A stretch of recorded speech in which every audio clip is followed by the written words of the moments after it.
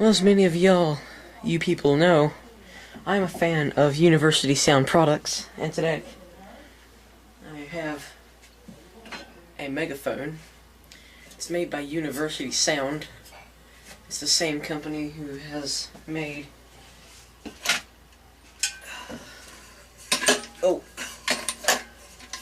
this speaker here and a few others. I'm having some lighting problems, that's why everything is crappy looking.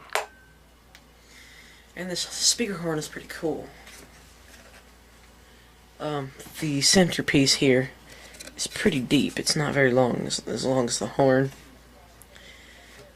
And let me set it down and get a better shot.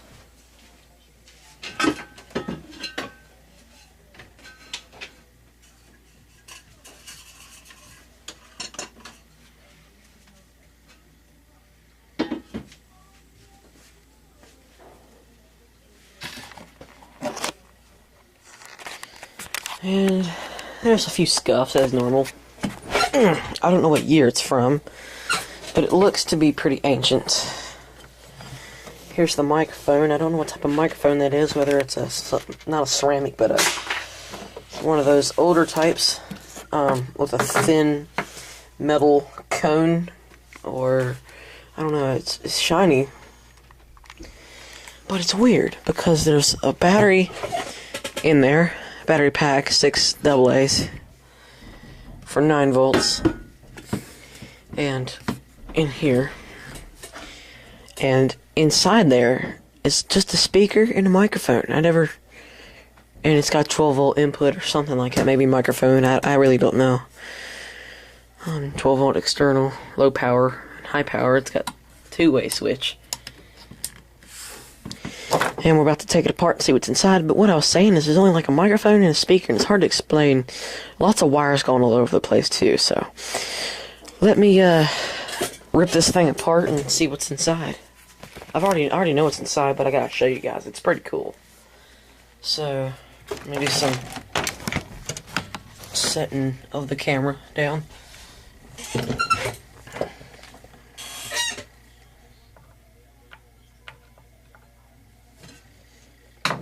First, you unscrew the centerpiece. If it'll come undone. Might have to turn the main bell apart. And there it is. There's a little T mid-range speaker. Here's the center dome. And here's your main horn. Comes apart easily. And here's the horn speaker. And it sounds pretty good too. But it's a regular little 3/4 inch throat driver, miniature compression driver basically. And inside there, we'll take a look at the batteries. I've still got the original battery sleeves, which is always a good thing. I rescued this thing off eBay.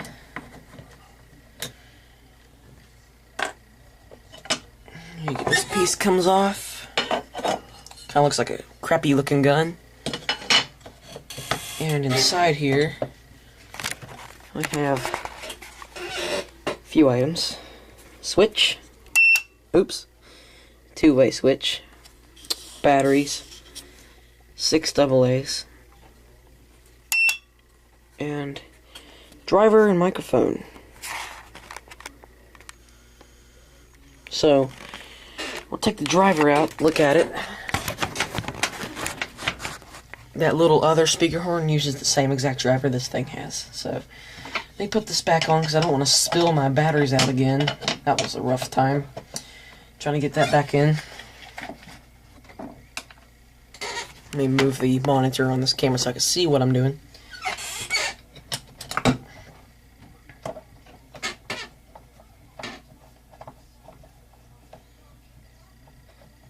I just tighten it up enough to hold it on. I don't tighten it up snug. Or right below snug, you know, that kind of tight that's not real tight, but you never know.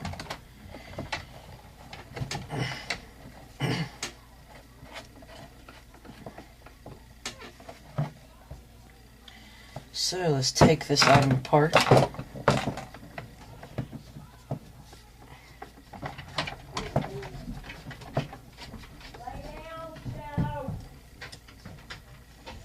Of course, the dog is going crazy because Pixie is in heat. This little metal ring comes off. It's got a gasket right here. So let's see what's inside of this little object here. I've done as much research as you could possibly do on these, and I have not found any others on eBay or Google.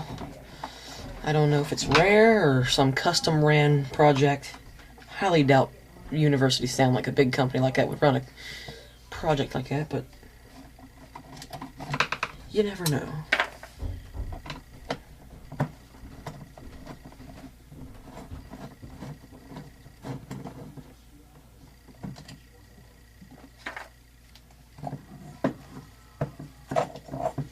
And the ring comes off. It's got a little slit here. Hold the driver in place. A bumped place, 4 screws. Phillips head screws. Excuse me. And here's the little driver.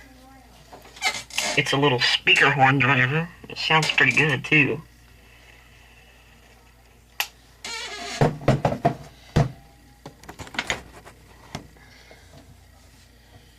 It's the mid-range speaker. These are commonly used in custom sound systems. Sorry about my crappy camera angles. I'm using it without looking through the little viewfinder. A little baby compression driver. And they're quite expensive on eBay. Now, let's take a look inside here. It's neat. You got a little plug there. And you've got that. The positive, which is the Slater or gray wire going to the driver, is going to the positive of the microphone. And the negative is going to, I don't know where it's going, but it's going in there somewhere. There's no electronics in there. And it's a real driver. It uses a phenolic diaphragm. It's real. 8 ohms. I just thought I would share that. I think that was kind of weird. And it works really well too. So let me turn the light off. Set the camera back up here. And it's got little ridges that sit. It holds it like this, like little fingers behind this tip. Made in USA, University Sound. And it sits snugly in there. And note that little dip goes in this little edge right here. It will not go in any other way. So you have to line up the driver correctly. Make sure none of the wires are in the way.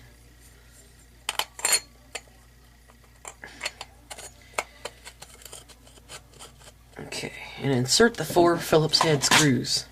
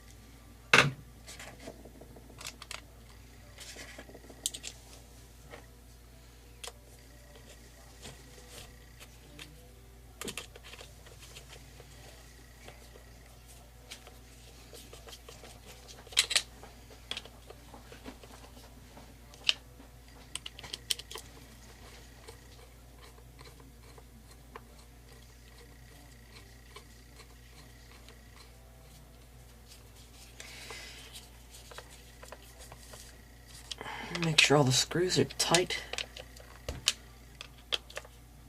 Not too tight. And give it, oh! And give it a good test. Feedback. Don't you just love it? Let's try this real quick. Let's see how it sounds. It's neat looking. Oh, that's not gonna work.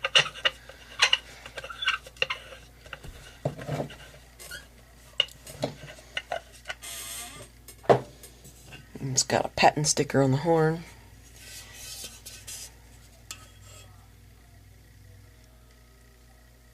PP2. I'm going to try to line up the picture best you can.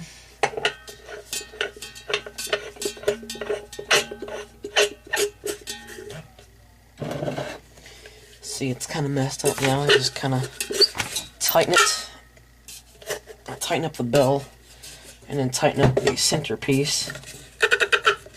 This little center outer piece of plastic can be adjusted. Turn the light on. So, tighten that up. Now that's correct with the handle. Now I gotta correct the center dome. There we go.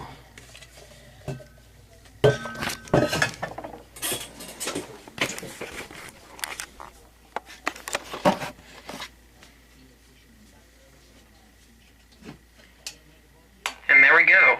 It works really well. I don't see any capacitors in there, and it works really well, so I just stuck some batteries in it, and it works. Works really well. Thanks for watching.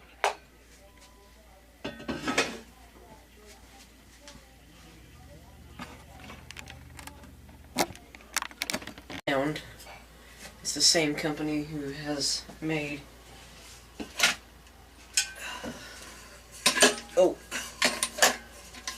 this speaker here and a few others. I'm having some lighting problems, so that's why everything is Crappy looking. And this speaker horn is pretty cool. The centerpiece here is pretty deep. It's not very long, as long as the horn. And let me set it down and get a better shot.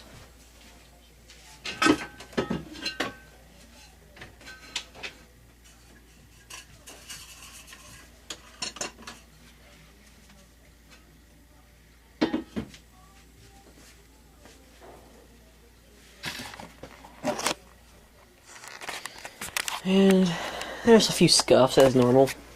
Well, as many of you people know, I'm a fan of University Sound products, and today I have a Megaphone. It's made by University Sound.